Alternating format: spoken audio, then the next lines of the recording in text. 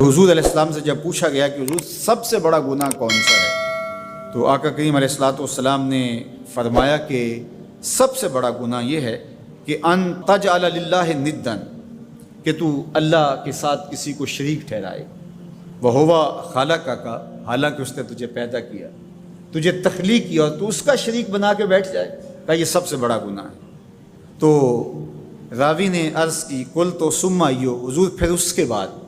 تو آقا کریم نے فرمایا ثم ان تقتل ولدک خشیۃ ان یطعم معک، تو بچے کو اس لیے قتل کر دے کہ یہ کس طرح میں اس کو پال سکوں گا۔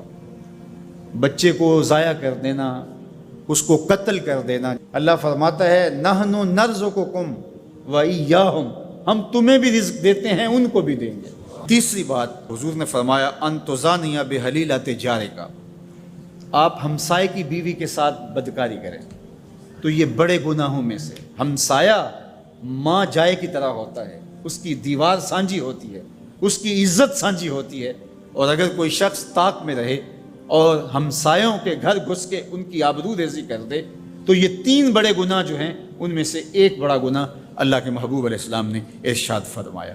حضرت عبداللہ ابن مسعود رضی اللہ تعالی عنہ سے یہ روایت مروی ہے کہ لا احد اغیر من اللہ عز وجل، اللہ سے زیادہ کوئی غیرت مند نہیں ہے، اللہ سب سے زیادہ غیرت مند ہے، اور اس کی غیرت کا تقاضا یہ ہے وَلِذَالِكَ حَرَّمَ الْفَوَاحِشَ مَا ظَهَرَ مِنْهَا وَمَا بَطَنَ، کہ اس نے بے حیائی کو چاہے وہ پوشیدہ طور پہ کی جائے یا اعلانیہ طور پہ کی جائے اس کو پسند نہیں کیا، اور اس سے اس نے منع کر دیا اور لوگوں کو روک دیا، حرام قرار دے دیا، اس لیے کہ وہ خود غیرت مند ہے۔ غیرت مند مالک غیرت کا سبق دیتا ہے اپنی مخلوق کو۔ اللہ تعالیٰ قرآن مجید میں ارشاد فرمایا وَلَا تَقْرَبُوا الْفَوَاحِشَ مَا ظَهَرَ مِنْهَا وَمَا بَطَنَ، فحش کام کے قریب نہ جانا، وہ اعلانیہ طور پہ کرو یا وہ مخفی طور پہ کرو۔ تو مفسرین نے لکھا کہ جو بدکاری ہے وہ مخفی فحش ہے، اور شراب نوشی یہ اعلانیہ فحش ہے۔ شراب نوش جو ہے وہ چھپ نہیں سکتا، بدکار بعض اوقات ایک مدت کے لیے چھپ جاتا ہے، لیکن یہ بات ذہن میں رکھیے کہ جو بدکار ہے وہ دنیا کے اوپر رسوا ضرور ہوتا ہے، اس کے چہرے کا نور چھین لیا جاتا ہے اور اس کے اوپر مصیبتیں مسلط کر دی جاتی ہیں، اور اللہ کے قہر و غضب کا شکار ہوتا ہے، اس کی دعائیں قبول نہیں ہوتی، نیک لوگوں کی دعاؤں سے اس کا حصہ نکال لیا جاتا ہے، لیکن بہرحال ایک مدت کے لیے چھپ جاتا ہے۔ لیکن شرابی اپنے جرم کو نہیں چھپا پاتا، تو کہا کہ جو مخفی جرم ہے وہ بدکاری ہے، اور جو ارشاد فرمایا قرآن نے کہ جو ظاہر جرم ہے اس سے مراد جو ہے وہ الخمر ہے، شراب ہے، اور ہر نشہ دینے والی چیز سے حرام کی حرمت آئی۔ کل مسکر خمر وکل خمر حرام، فرمایا ہر نشہ آور چیز شراب ہے اور ہر شراب حرام قرار دے دی گئی ہے۔ اب یہاں بھی لوگ دلیلیں لے کے بیٹھ جاتے ہیں، میاں وہ بھی ایک مشروب ہے، اس سے کیا فرق پڑتا ہے؟ میاں جب رب نے کہہ دیا تو بات ختم ہو گئی۔ ایک یہودی کے پاس ایک مسلمان مہمان ٹھہرا تو اس نے انگور پیش کیے، تو اس نے بڑے شوق سے لیے، تو تھوڑی دیر کے بعد وہ شراب لے آیا۔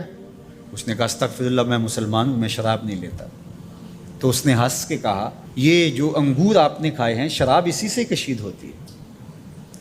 تو اس مسلمان نے کہا کہ آپ کی اہلیہ کدھر ہے؟ تو وہ اپنی اہلیہ کو بلا لایا، تو کہا آپ کی کوئی اولاد بھی ہے؟ کہا ہاں میری بیٹی ہے، اس کو بھی بلا لاؤ۔ تو اس کو بھی بلا لایا۔ جب دونوں آ کھڑی ہوئی تو کہا کہ یہ حلال ہے تیرے لیے اور یہ بیٹی اسی کی ہے، اور یہ حلال نہیں ہے۔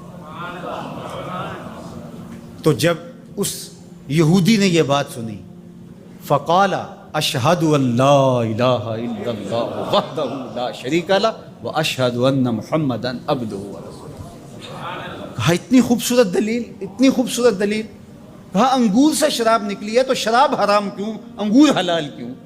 تو کہا مجھے یہ بتاؤ کہ تمہاری بیوی تمہارے لیے حلال ہے، تمہاری بیٹی تمہارے لیے حرام کیوں؟ کہا بات سمجھ میں آ گئی۔ تو میرے رب نے بعض کا تو اس کی حکمتیں ہمارے علم میں نہیں ہوتی، اور حکمت نہ جاننے کی وجہ سے ہم کہتے ہیں کہ یار یہ بات سمجھ میں نہیں آتی۔